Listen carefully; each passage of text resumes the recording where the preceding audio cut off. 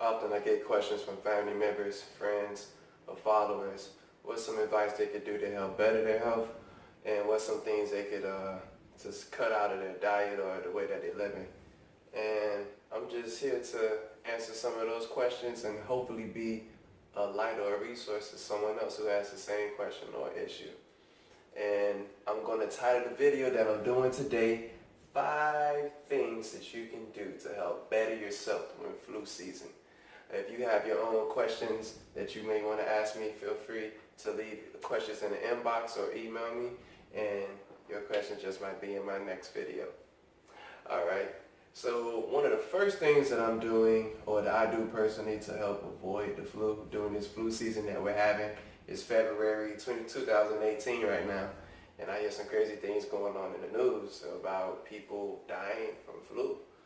And I just felt like this video will help, a lot of us around this time just to, it's small things that we could do to help keep our health up. And the first thing is spit it out. Do not suck it in. Now, what I'm talking about is that mucus that everyone is feeling like in their head. Because I had it yesterday too. I was perfectly fine yesterday until I was out. Because it's easy to catch the cold. You're out. Someone sneezes, you breathe it in. You touch your face after you touch a door. Little things like that. And I felt some mucus this morning and throughout last night. And what I had to do was, instead of swallowing it or keeping it in our mouths because we think it's nasty, we don't want anyone to see, man, find a small cup or go to the toilet. You got to spit that stuff out, because inside of that mucus is pretty much where the virus is. And if you leave that mucus inside of you, the virus starts to go inside of the cell, take over it. Yeah, you don't really want any of that going on.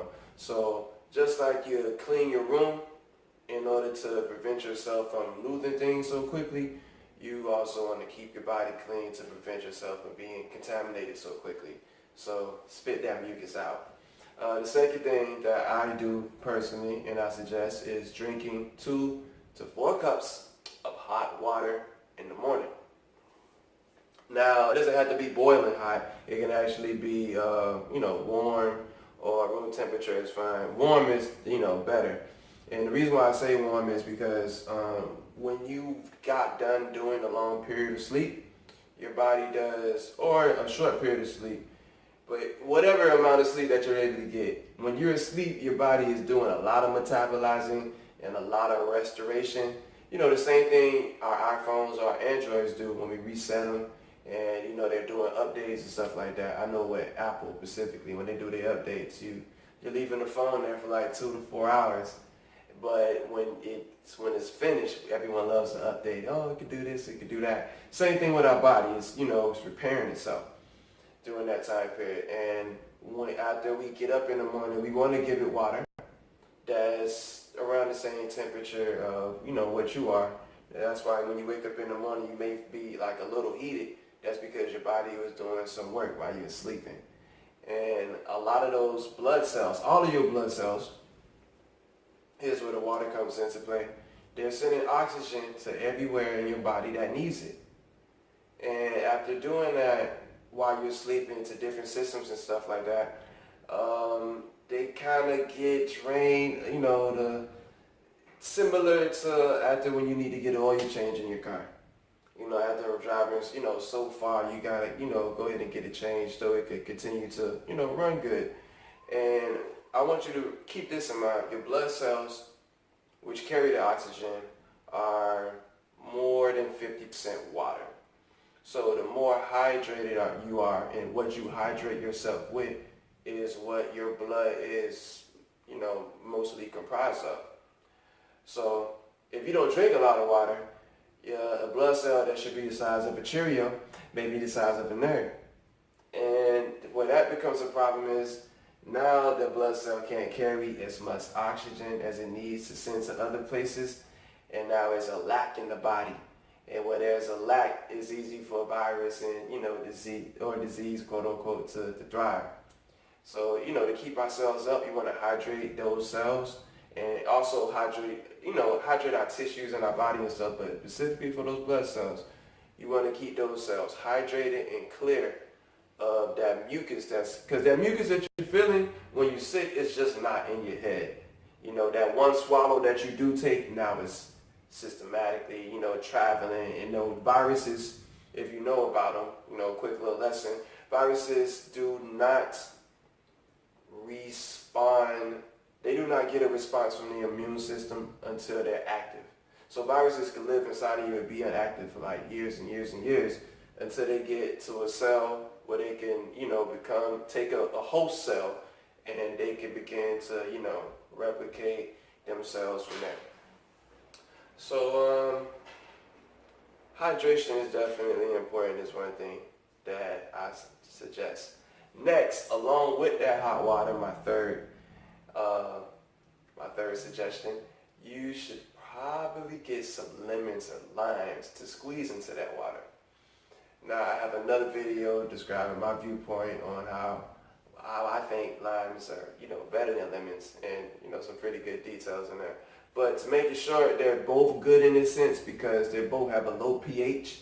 And what's going on is with that low pH, it pretty much breaks up the mucus even more. And while that mucus is breaking up, you can go and spit it out. And that's pretty much what you want to do, while you're sick. You want to constantly be taking out that old contaminated water or fluid that's in your body. Not saying that it's old, but it's contaminated. Someone sneezes on you, you're sick now.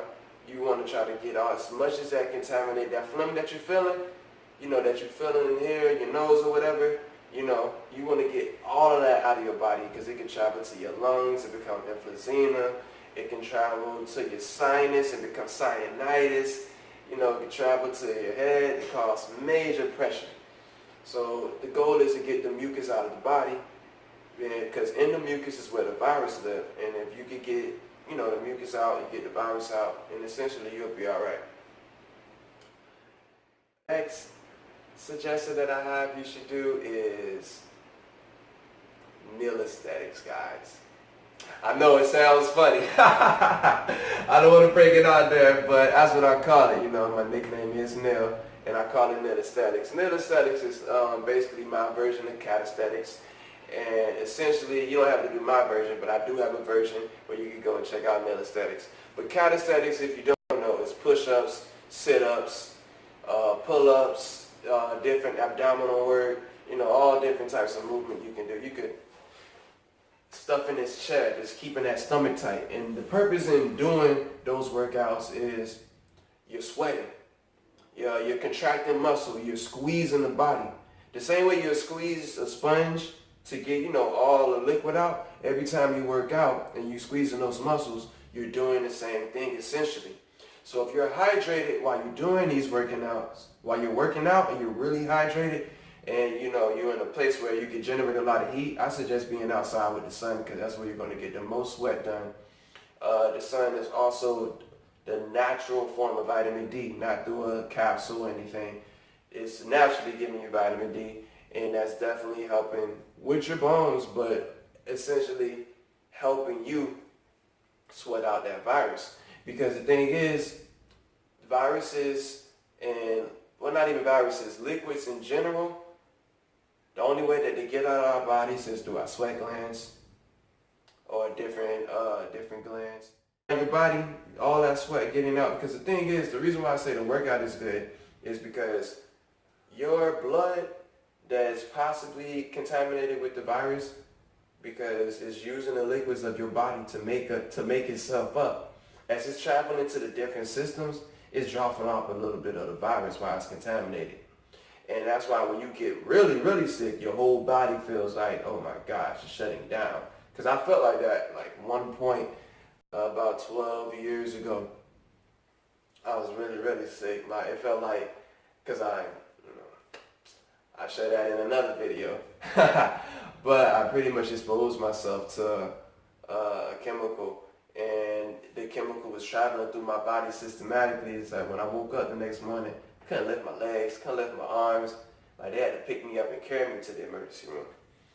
And that's because, my blood cells, they were just carrying that toxin that I exposed myself to over the periods of hours that I was just sitting there. And the same thing is happening when the quote unquote common cold is still a virus. And when that virus, gets that one host cell and it's, replicating itself, it's going to go for those blood cells because blood cells need water. That's what they're composed of. Or it's going to try to go to any other cell and continue to replicate just so it can spread itself out, And when it spreads itself out, that's when we got to take it upon ourselves to do different things to, get it out of ourselves. So that's another thing that I do. My fifth thing that I do to help fight during flu season is I compose smoothies, man. I'm a bit of a smoothie guru for certain problems, and I have a couple videos where I display those gifts that I have. But one that I do specifically for flu season is I take maybe like 6 to 10 dark green kale leaves from the Whole Foods somewhere. Whole Foods have pretty good deals on kale leaves, like especially around the cold seasons. You can find a lot of berries and dark green leaves on sale. Just a quick fact there, because that's around the time when they produce. You want to eat food while they're in season, because that's when it's at its freshest. And you can find a lot of dark green kale, like 3 bundles for $5 or 2 for $5 a lot. Your local Whole Foods or farmers markets. Just go and check them out. But I blend them inside of my NutriBullet. I get like 6 to 10 kale leaves, and I just blend that along with some frozen mangoes and strawberries and some other things I'll show you in the video. But those are pretty much the 3 main products that I'm using inside of the smoothie. And I'm also pouring in 1 cup of water. That's essential because you still want that. You still need to deliver that water. And, when I blend it up and I drink it. And the reason why, I like putting that much kale in is because, people who eat kale know kale will really clean you out. If you backed up or, you didn't see it coming, they'll really come and get you and clean you out. And the reason why that's good is because, that mucus that we swallow by accident or, it's just happening to travel down our esophagus, down to our stomach and through that GI tract. When that kale travels, kale does not break down with hydrochloric acid. So, like most of the kale that you eat raw, you will see it in your feces. Like you'll see leaves, you'll see little branches, and that's a good thing because that means it maintains its structure while traveling through you. And the benefit of doing that is if you had any excess mucus, excess fecal matter, excess whatever is being pushed out while that kale is being digested. And you want to make sure that you keep yourself, as clean as possible. That's pretty much how diseases and things form. When something or unused material just sits there and a virus finds it as, puts it as a use or it becomes a tumor or growth or something, you want to get things that you aren't using out. Whatever, 100% in, 100% out. Pretty much what I'm saying. So, those are my 5 things. Spit it out. Do not swallow it. Drink 2 to 4 cups of warm water in the morning. Use lemons or limes. Have your smoothie going. But the smoothie should only be after, if you can, doing some calisthenics or some calisthenics, getting a good workout in. So after you sweat out, you get a fresh set of nutrients going inside of your body. And hey, that's the beginning of a good day and can help keep you safe during flu season. So, once again, if you have any questions, leave them in the comments, subscribe, message me, and take care, be blessed.